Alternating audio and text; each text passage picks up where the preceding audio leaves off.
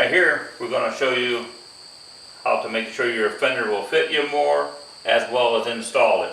I have jacked my mower up with a floor jack just so the wheel swivels. You want to double check from the center of your axle bolt to your closest point of the mower deck, whether it being the wheel or the mower deck. You want to make sure you have 7.5 inches clearance so that when your wheel swivels, you have no interference. Once you make sure it fits, take your axle bolt out, which I have mine already loose here.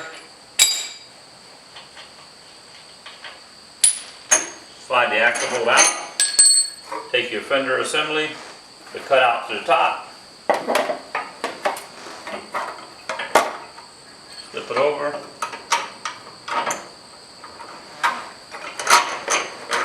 Install the axle all the way through. Put the nut back on.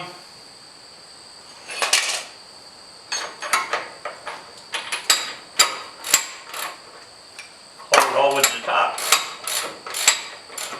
Tighten it up. Make sure everything swivels. Make sure your wheel still turns. And there you have it. You're all done.